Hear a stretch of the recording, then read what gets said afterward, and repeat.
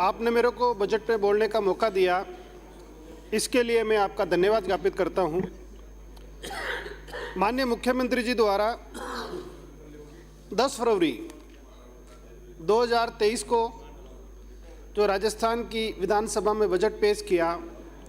वो बजट गलफत से शुरू हुआ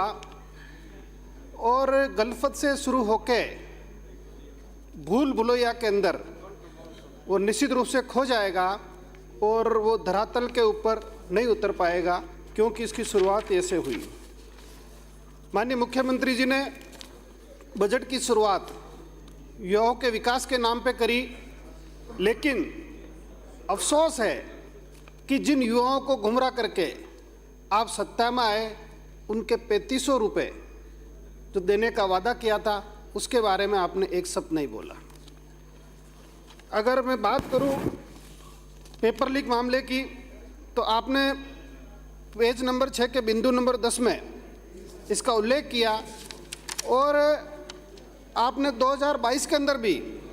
इसको रोकथाम के लिए अधिनियम लाए, लेकिन उसका कुछ हुआ नहीं। और अभी आपने स्पेशल टास्क फोर्स की घोषणा करी, जबकि 1.5 साल में आपके 16 पेपर लीक हुए और बजट के दस्तावेज को मिला ले तो 17वां दस्तावेज लीक हुआ। अब क्या फ़ायदा जब आपकी चिड़िया चुग गई खेत, आप तो जाने वाले हो। दूसरा, शिक्षा की बात करें तो शिक्षा की भी आप लोगों ने लंबी चौड़ी घोषणा करी, पेज नंबर 11 के बिंदु 24, 25, 26, 27, 28, 29 और 30। लेकिन आपने घोषणा के साथ अच्छा होता कि 4.25 साल जो स्कूलों के अंदर स्टाफ की कमी है, जो स्कूलों के भवन जर्जर अवस्था के अंदर है,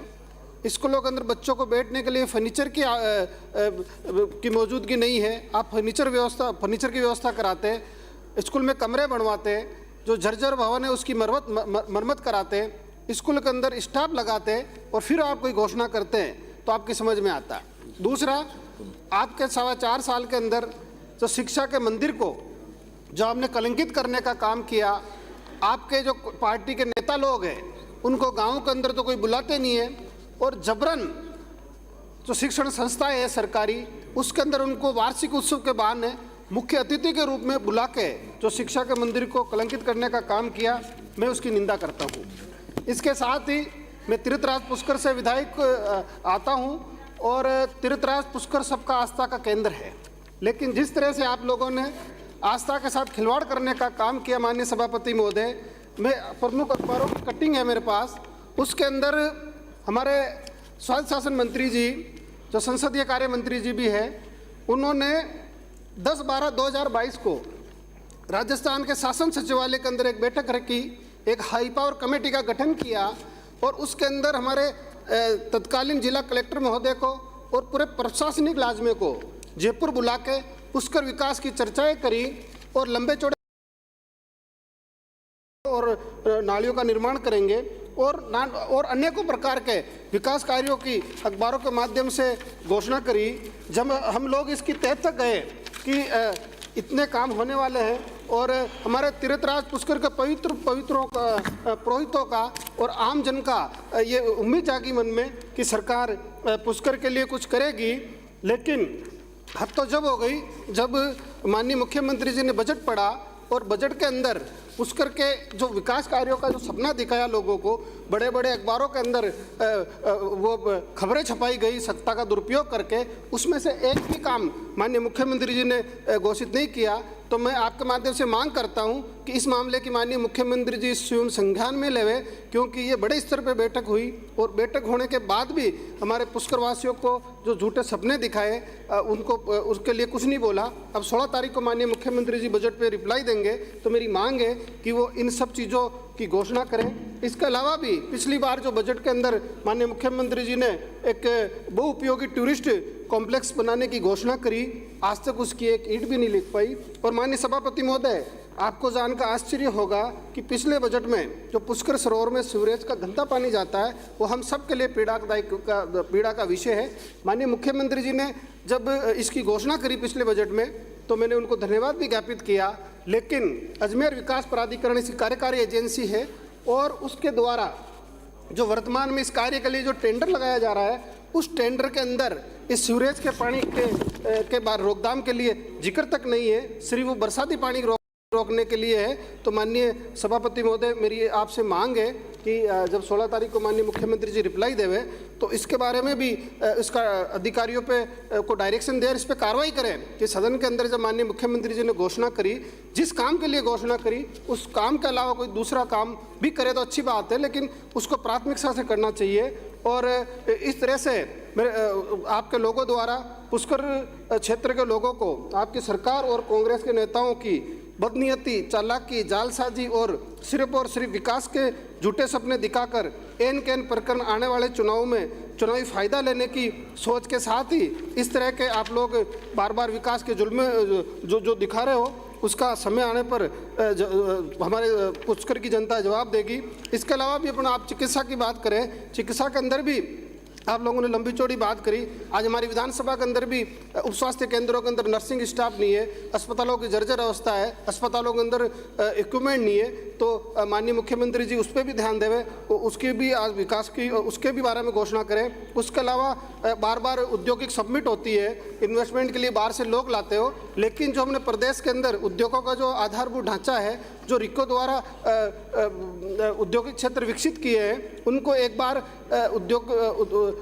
वो प्लानिंग करने के बाद, उद्योग लगने के बाद उन सड़कों की सुध नहीं ली जाती, वहाँ की जो मूलभूत आवश्यकता क्या है उसके बारे में विचार नहीं किया जाता। तो मेरी मांग है कि मेरे पुष्कर विधानसभा के अंदर भी पालरा है, गेगल है, रूपनगढ़ इंडस्ट्रियल एरिया है, यहाँ पे सड़कें जर्जर अवस्था के अंदर है, वहाँ पीने के पानी की भी समस्या है। तो इन दोनों की समस्या का समाधान करें। दूसरा,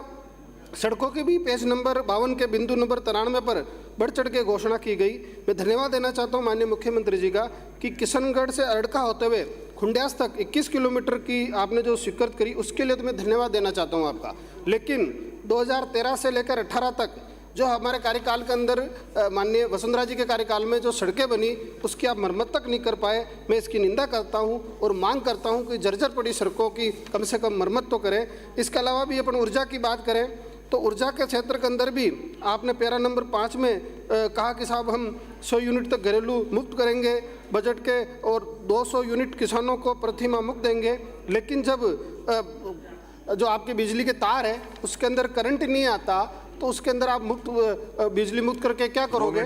इसके साथ ही आप रोडवेज के किराए की छूट की बात करते हो। 4 साल के अंदर 4.5 साल में हमारे गाँव के अंदर एक भी रोडवेज नहीं चल रही, तो किराए में छूट किस बात की दोगे आप? इसके साथ ही आप कानून व्यवस्था की आप लोगों ने बात करी कि हम प्रशासनिक जो ढांचा है उसका हम सुदृढ़ीकरण करेंगे, लेकिन आप देखोगे कि आपकी जो प्रशासनिक जो व्यवस्था है, जो माननीय मुख्यमंत्री जी खुद गृह मंत्री है, इनके गृह मंत्री रहते हुए एक पुलिस की प्रताड़ना से परेशान होकर एक घड़साना के वकील ने एक आत्महत्या कर ली। ये सारा आपके सबके सामने है। इसके अलावा भी जयपुर जो हमारे प्रदेश की राजधानी है, राजधानी के अंदर जो थाने हैं उस थानों को एक एसआई लेवल के अधिकारी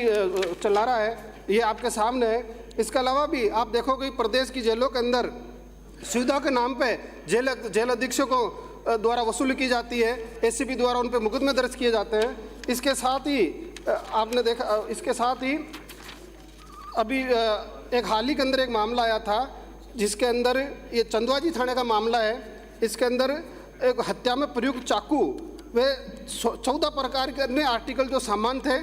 वो थाने से गायब हो गया, और जब कोर्ट ने पूछा कि कहाँ गए तो कहा कि साहब अंदर ले गए। तो इस तरह का मजाक माननीय मुख्यमंत्री जी के रहते हुए प्रदेश के अंदर हो रहा है। और आप देखोगे कि तो लगातार क्योंकि आम जन के अंदर जो पुलिस का विश्वास था वो भी कम हो रहा है। और अगर अपन पुलिस पे हमलों की बात करें तो राजस्थान के अंदर जयपुर जो हमारी राजधानी है वो नंबर 1 है, और जोधपुर जो माननीय मुख्यमंत्री जी का गृह जिला है वो नंबर 2 पे आता है। इसके अलावा भी आपने जयपुर राजधानी के अंदर एक वाक्य ऐसा हुआ कि राठौड़ी के अंदर एक शख्स को थाने में बिठा लिया और थाने में बैठाने से वो परेशान होके और थाने की इंस्पेक्टर की रिवॉल्वर लेके वो भाग गया। जब पुलिस ने उसको घेरा तो उसने फायरिंग भी शुरू करी। तो इस तरह के हमारे जो अपराध है वो दिनों दिन बढ़ रहे हैं। आपने बोलने का मौका दिया, आपका बहुत बहुत धन्यवाद।